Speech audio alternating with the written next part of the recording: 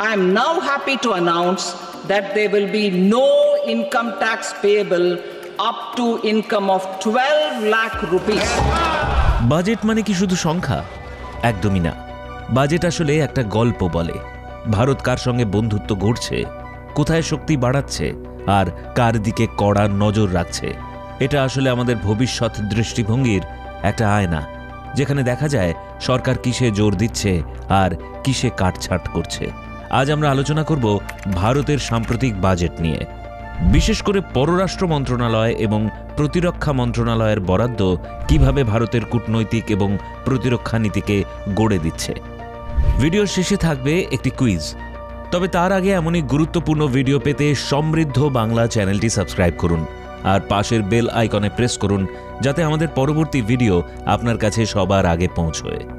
জানেন কি ভারতের প্রতিরক্ষা বাজেট কোন দেশের পুরো জাতীয় বাজেটের সমান? উত্তর জানলে কমেন্টে জানান। 2024-25 অর্থ বছরে ভারতের পররাষ্ট্র মন্ত্রণালয়ের জন্য বরাদ্দ করা হয়েছে 20,517 কোটি টাকা। যদিও এক্সিম ব্যাংকের জন্য কিছু অতিরিক্ত বরাদ্দ এখনও আসতে বাকি, তবে এই বাজেট গত বছরের তুলনায় 15% বৃদ্ধি পেয়েছে। অর্থাৎ ভারতের কূটনৈতিক ব্যাগ এবার আরও ভারী। এই টাকা কোথায় যাচ্ছে?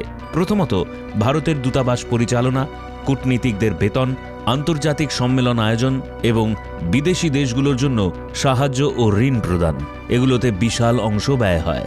এক কথায় বলতে গেলে ভারত বন্ধুত্ব রক্ষা করতে এবং নিজের প্রভাব বাড়াতে প্রতিবেশী দেশগুলোর পাশে দাঁড়ায়। একে বলে এক ঢিলে দুই পাখি মারা।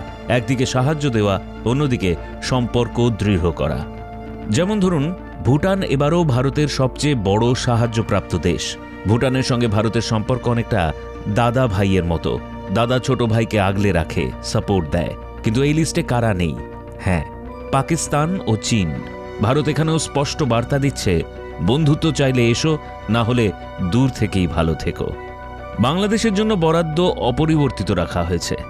অর্থাৎ শেখ হাসিনার সরকার থাকুক বা না থাকুক, ভারত তার বাংলাদেশের জনগণের প্রতি দায়বদ্ধতা বজায় রেখেছে। কিন্তু সবচেয়ে বড় চমক এসেছে মালদ্বীপের ক্ষেত্রে। আপনারা নিশ্চয়ই মনে রেখেছেন, মালদ্বীপের কিছু নেতা কিছুদিন আগেও বলেছিলেন ইন্ডিয়া আউট। তখন প্রেসিডেন্ট মোহাম্মদ মুইজ্জু ভারতের বিরুদ্ধে কড়া অবস্থান নিয়েছিলেন। কিন্তু এক বছর যেতে না যেতেই সব উল্টে গেল। এই বছর ভারত মালদ্বীপের জন্য বরাদ্দ 400 কোটি টাকা থেকে বাড়িয়ে 600 কোটি টাকা করেছে, যা শতকরা 50% বৃদ্ধি।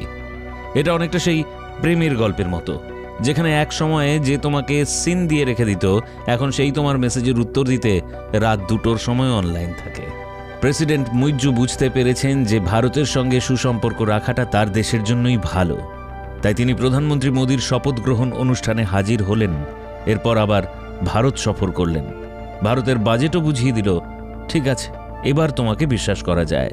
শুধু প্রতিবেশী দেশ নয়, এবার ভারত নজর দিচ্ছে ইউরেশিয়া এবং লাতিন আমেরিকার দিকেও। বাজেট দ্বিগুণ করা হয়েছে, যদিও বরাদ্দের পরিমাণ তুলনামূলকভাবে কম। আফ্রিকার জন্য বরাদ্দ 12.5% বৃদ্ধি পেয়েছে, যা আরও বাড়তে পারত। বিপর্যয় ব্যবস্থাপনার বাজেট 500% বৃদ্ধি করা হয়েছে, কারণ সরকারও বুঝতে পেরেছে যে প্রাকৃতিক দুর্যোগ আর অতিথি নয়, বরং ফ্যামিলি মেম্বার। বৃষ্টির আগেভাগেই ছাতা কিনে রাখা এখন বাধ্যতামূলক। এবার আসা যাক প্রতিরক্ষা বাজেটের দিকে। 2024-25 অর্থ বছরে ভারতের প্রতিরক্ষা খাতে বরাদ্দ করা হয়েছে 6,81,000 কোটি টাকা, যা প্রায় বাংলাদেশের পুরো জাতীয় বাজেটের সমান। এই বাজেটের একটা বড় অংশ প্রাক্তন সেনাদের পেনশনের জন্য, যা মোট বাজেটের 25%, আর 26% সেনাবাহিনীর আধুনিকীকরণ এবং নতুন অস্ত্র কেনার জন্য বরাদ্দ করা হয়েছে। ভারত বর্তমানে বিশ্বের সবচেয়ে বড় প্রতিরক্ষা সরঞ্জাম আমদানিকারক দেশ।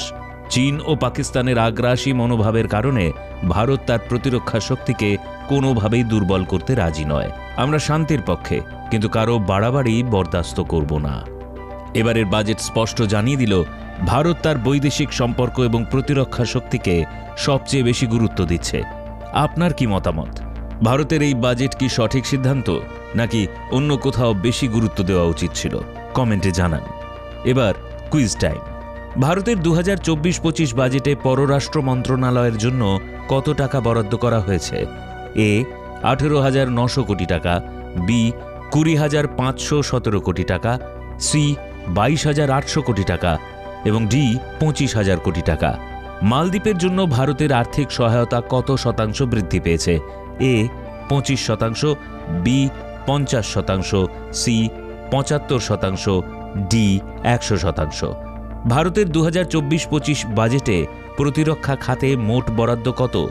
এ 5,50,000 কোটি টাকা, বি 6 লক্ষ কোটি টাকা, সি 6,81,000 কোটি টাকা এবং ডি 7,25,000 কোটি টাকা। সঠিক উত্তর কমেন্টে জানান, ভিডিও লাইক ও শেয়ার করুন। আর আরও এমন ইনফরমেটিভ ভিডিও দেখতে সমৃদ্ধ বাংলা চ্যানেলটি সাবস্ক্রাইব করে বেল আইকন প্রেস করে দিন, যাতে আমাদের পরের ভিডিওগুলো আপনার কাছে পৌঁছে যায় সবার আগে।